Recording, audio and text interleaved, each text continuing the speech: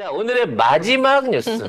정말 요거는 뭐랄까, 진짜 가뭄의 단비처럼 여러분들도, 저도 정말 기뻐하면서 볼 수 있는 뉴스였어요. 유쾌한 결별? 네, 드디어 이상민이 네. 나갔습니다. 나간다. 진짜 나간다! 이제 나간다 하고 안 나가고. 그래서, 네. 결국 나가면서도 한 소리 했는데요.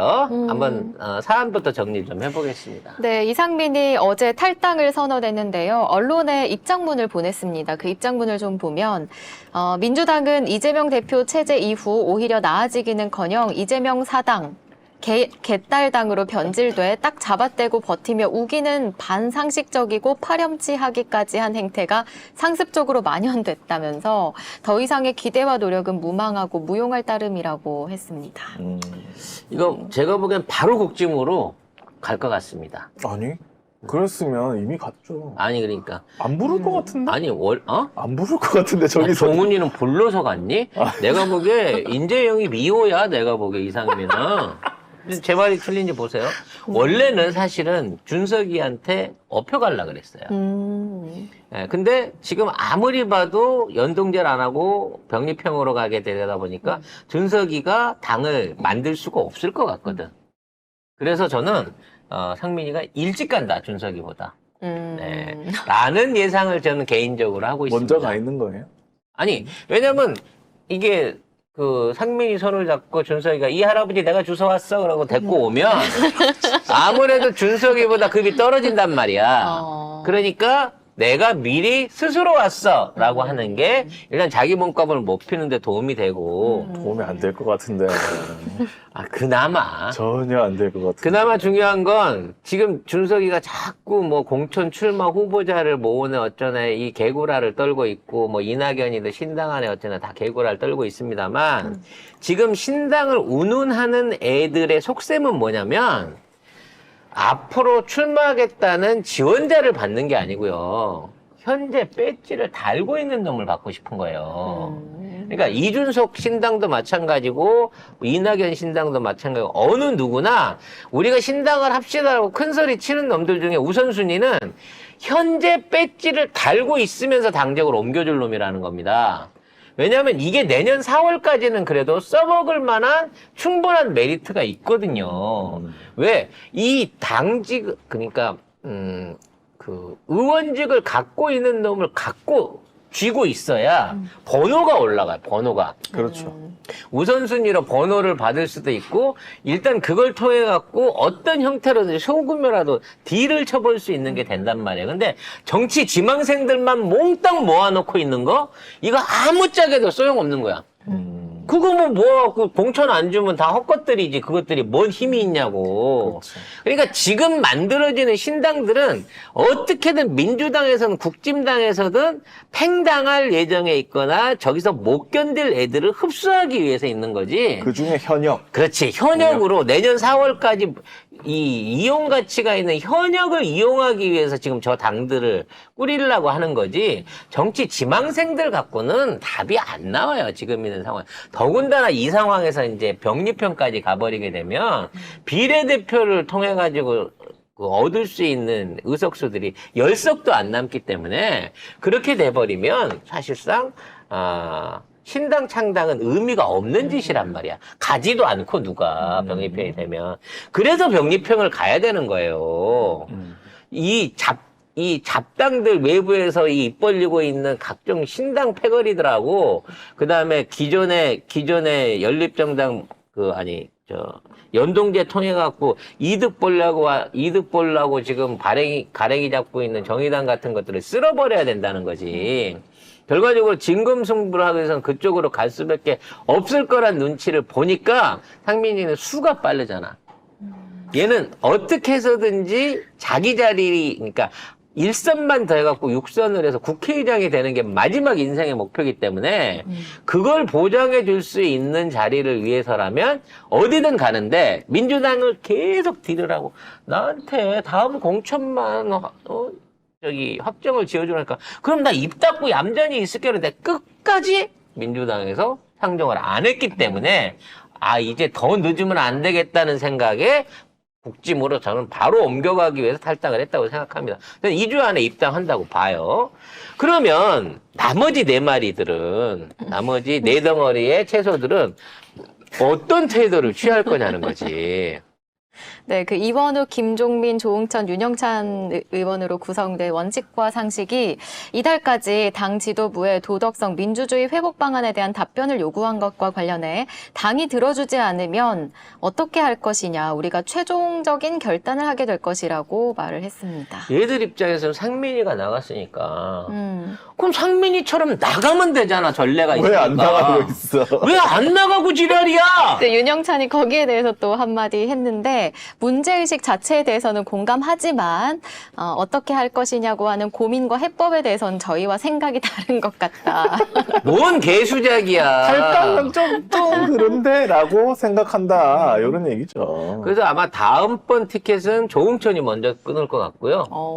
마지막까지 버텨보려고 하는 놈은 이원욱이 될 것 같습니다. 윤영찬 의원이겠지. 뭐. 윤영찬은 아마 하다가 안 되면 저기를 할 거예요. 이번에 출마 포기. 그리고 다음번을 노려보겠다는 김종민도 식으로. 그럴 것 같은 느낌이에요. 김종민과 윤영찬은 출마 포기 쪽으로 가닥을 잡을 가능성이 높고요. 지금 이제 유일하게 버티고 있는 이원욱은 자기 자신이 차기 대권 후보다라고 간판을 내세워가지고 차기 대권 후보를 민주당이 또는 이재명이 죽이기 위해서 나한테 이렇게 한다라는 프레임을 준비하고 있다고 합니다. 사실이야. 아, 진짜로? 이 사실이라고. 나 올해 처음 알았는데, 이원욱이라는 이름을. 그래서 이원욱이가 차기 이 민주당 대권 후보 중에 한 사람이라서 자기가 이런 피해를 당하고 있다라고 얘기를 하고 있는 거고요. 윤영찬하고 저기가 김정민이 뭐 경선을 받아들이겠다 또는 내가 이번 거에 그냥 불출마 선언하고 쉴란다라고 하면 이제 모든 수박들의 내란은 이제 가라앉는 거예요. 이걸 가라앉힐 수밖에 없게끔 만든 사람이 정말 이기주의에 쩔은 이상민인 거죠. 그래서 이상민이 나가줬기 때문에 이제 더 이상 뭐 시기를 조율하고 있네, 뭘 보고 있네, 이게 이제 임박해 온 거고요. 이 4덩어리 수박들도. 그래서 결국은 이 4덩어리 수박들도, 조응천 하나만 나가고, 조응천 애초에 나갈 마음이었으니까, 나머지들은, 그냥 주저앉는 방식으로, 끝까지 고름이 살 안 되는데, 출당을 안 시키니까, 우리가 징계를 안 때리니까, 징계를 때려주면 지들은 좋거든요. 나 민주당에서 이렇게 핍박받고 나왔어요. 얘기하기 좋으니까 끝까지 내비두고 무관심해지면 지네들이 지쳐서 에휴, 이번에는 내가 한번 쉴게. 다음에 내가 다시 올 때는 그때는 공천할 기회를 줘라고 하면서 그런 방식으로 이달 중순 안에 수박의 난이 진압될 것으로 보여집니다. 끝났네. 뭐 어찌 됐거나 우리 쪽에서는 차근차근 이제 개혁 내지는 어떤 공천 관련된 룰이나 인재 영입이나 이런 것들이 가시화돼서 보여지기 시작할 거고 10일이 넘는 순간부터 이 작업들이 매우 가속화될 가능성이 높습니다. 지금 이제 유일하게 걸림돌은 병립형이냐 연동형이냐를 놓고 결정하는 부분의 문제예요. 특히 이제 이 연동형에 대해서 말하기 조심스러운 부분이 송영길 전 대표 때문에 그렇습니다. 송영길 전 대표가 갑자기 이 민주당의 병립형은 안 된다.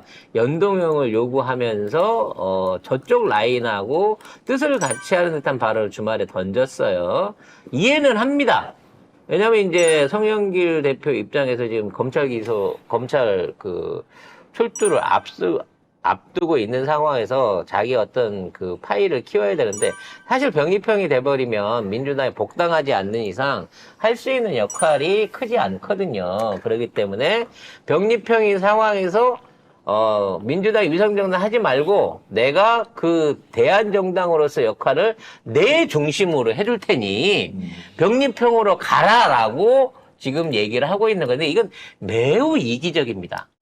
왜냐면 내가 개인적으로 유감이 있어서 그런 게 아니라 물론 정치적 선택은 내가 이해를 해요. 왜냐면 모든 정치인이 그렇거든. 정치를 하는 데 있어서 내 중심으로 내가 주인공이 돼서 하고 싶은 마음은 늘 있죠. 그러니까 용해인 신당보다는 송영길이 중심으로 된 윤태진당을 훨씬 더 말하자면 밀고 싶은 마음인 거야. 또 자신이 그만큼 해왔던 정치적 역량도 있고 본인이 잘해낼 수 있다는 자신감도 있겠지.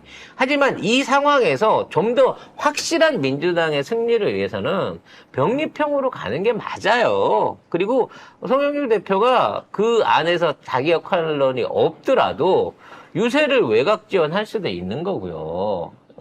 자기 지역구라든지 예전 지역구라든지 인천 지역이라든지 경기도를 돌면서 지원 유세 같은 백의종군을 할 수도 있는 거고 그 역할이 없다고 말하기는 어려운 거거든요. 근데 송영길 전 대표의 욕심은 윤태진당이라고 하는 새로운 정치 세력으로 최소 10석에서 20석 정도 되는 민주당과 같이 할 수 있는 어떤 새로운 정당의 중심에 서보고 싶다라고 하는 개인적인 정치적 욕심을 좀 보여주는 부분이라는 거지. 응? 분명히 일주 전만 해도 병립형이 되면 자기는 아무것도 안 하겠다. 대신 저기 연동형이 되면 자기가 할 일이 있을 것이다라고 얘기를 했는데 일주일 만에 말이 약간 뉘앙스가 바뀌어버린 거야. 그래서 뭐 이준석한테도 해서 퇴진당 만들자. 라고 했거든요. 근데 이준석은 뭐 윤석열 퇴진 반윤연대 이런 거는 안 하겠다라고 얘기를 이미 했습니다. 그러니까 늘 말하지만 이준석의 욕심은 위성정당을 하게 됐을 때 일단 지역구로 자기 이름으로 지역구가 아닌 비례로 자기 이름을 올리기 위해서 안전빵으로 이기기 위해서 이런 거고요. 만일 병립형으로 가게 되면 바로 윤석열 아니면 한동훈 밑에 가서 바짝 엎드려서 대구 공천 한 자리만 주세요라고 뭐든지 시키는 대로 다 하겠습니다. 또 전라도 가서 사기치고 20대들 사기쳐갖고 제가 표 끌어올게요. 이렇게 나설 놈이란 말이에요. 그러니까 지금 있는 상황에서 민주당 안에서 있는 인사들은 좀 넓은 시야 안에서 일단 이기고 보자라고 하는 전략적인 선택을 좀 해줬으면 좋겠어요. 아니, 근데 저는 이건 저는 괜찮은 것 같아요. 왜냐면 이게 비례가 이제 연동형이 될지 모르잖아요. 그러니까 어떻게 선택이 될지 모르는데 송영길 대표라도 있으면 뭐 그쪽으로 해도 되는 거 아닌가? 나 이 생각도 드는데 그래서 뭐 만약에 이제 민주당 지도부가 뭐 저쪽이랑 협상을 할 때 이렇게 해도 우리는 이 선택권이 있고 저렇게 하면 또 좋고 뭐 이런 식으로 선택권을 더 넓히는 거 아닌가? 근데 이제 선택이 되면 그다음부터는 이제 다시 생각해 봐야 되죠. 어떤 형식으로 가느냐. 결과적으로 우리가 지역구에서 얻을 수 있는 의석의 숫자는 한 140여 석이 한계일 겁니다. 많아야 150석 정도일 거예요. 지역 현재 130 아닙니까? 그러니까 130석 이상인데 압승을 한다고 하더라도 150석 정도가 우리가 얻을 수 있는 한계인데 이걸 갖다가 이기기 위해서는 최소한 40석 이상과 40석에서 50석 정도의 우리 편을 추가 의석할 수 있는 게 생겨야 되는데 비례 의석으로 한 30석을 하고 20석 정도의 보통 무소속이 한 9은 생기니까 무소속과 나머지 연합정당을 통해 갖고 20석 정도를 얻어내는 게 사실은 가장 확실한 해법이라고 생각을 해요. 왜냐면 이 비례로 나가서 붙게 되면 똑같은 거예요. 똑같이 내가 지역구를 찍는 데서 난 수박이 싫어 또는 윤석열이 싫어라고 1번을 찍을 수 있는 사람도 비례만큼은 그래도 습관적으로 2를 선택할 수 있는 게 비례와 이거에 대한 투표에 있어서의 온도 차이가 다르단 말이에요. 그렇기 때문에 이걸 인해 가지고 똑같은 의석수를 얻는다고 하더라도 오히려 비례적인 입장에서는 1대1로 지역구에서는 압도적으로 이긴다고 하더라도 이게 연동형이 돼버리게 되면 비례 의석수에서는 오히려 우리가 저들과 동등하거나 밀릴 수 있는 상황이 생긴다는 거야. 그건 맞죠. 그러니까 그래서 어차피 우리가 지역구에서 이길 거에 병립형을 보태서 우선순위로 이겨놓고 그리고 나머지 정당들하고는 어떤 그 비례대표에 대한 표를 얻을 수 있는 표들도 있겠지만 선거 공조라든지 아니면 단일화 공천 공조나 단일화 같은 걸 통해 가지고 그런 방식으로 접근하는 게 승리 가능성이 높다는 거예요. 지금은. 근데 작은 정당들 그거 할까요? 지금 용해인 대표는 아예 작은 정당끼리 모여서 하자. 그냥 지금 사회민주당도 지금 그거 하겠다고 받고 있는 상태고 할 수 있을까? 그래서 이게 이제 셈법이 매우 힘든데요. 가장 중요한 거는 저쪽을 100석 이하로 떨어뜨릴 수 있느냐가 중요한 거예요. 우리가 같은 얘기긴 한데 200석을 얻을 수 있느냐가 아니라 저쪽을 100석 이하로 떨어뜨릴 수 있느냐를 놓고 생각을 한다고 치면 우리가 잘하겠습니다. 이 전법보다는 쟤들은 안 됩니다의 전법이 오히려 성공 가능성이 높다는 거예요. 즉 정권 심판론, 윤석열 퇴진론 이와 관련된 것들을 선거 이슈로 잡아야지 이걸 갖다가 뜨뜻미지근하게 물론 중요하긴 하죠. 민생 공약이나 어떤 이런 그 서민 공약 같은 위주, 부동산 공약 같은 위주로 몰고 가서는 지난번이랑 똑같은 결과를 양산한단 말이야. 그러니까 지역구에서 이기는 거 이외에 플러스 알파를 얻기 위한 방법은 병립형 플러스 나머지 비례의석 안에서 국진당으로 가야 될 정말 그 통상적인 이찍의 그 표들을 다른 대한정당으로 몰아야 된다는 거예요. 그러니까 2를 찍던 사람이 갑자기 2를 찍을 수는 없겠지만 3이나 4로 몰았을 때 그 3이나 4를 우리 쪽 정당으로 포용할 수 있는 정치와 연합이 필요하다는 거예요. 하지만 중요한 건 뭐냐? 최소한 1이 180을 해놔야 그 다음에 연합도 가능하다는 거야. 그러니까 그런 정당을 송영길 전 대표가 이끌어주면 뭐 괜찮다는 생각이고. 그러니까 그렇게 하겠다고 하면 되잖아. 차라리 그렇게 해서 내가 그 병립형으로 돼서 원래 노려볼 수 있는 자리가 한 30개 있었는데 이게 10개나 15개로 줄었어. 예상할 수 있는 게. 그래서 그럼에도 불구하고 여기에서 최선을 다해보겠다라는 자세로 임하면서 병립형이 됐든 연동형이 됐든 우리는 무조건 윤석열 퇴진당으로 우리의 역할을 다 하겠다라는 자세를 보여주는 게 오히려 민주시민들이나 또는 송영길 대표를 응원하는 사람들한테 더 큰 힘이 되지 않을까, 동의를 얻게 되지 않을까라는 생각이에요. 빨리 결론이 났으면 좋겠어요.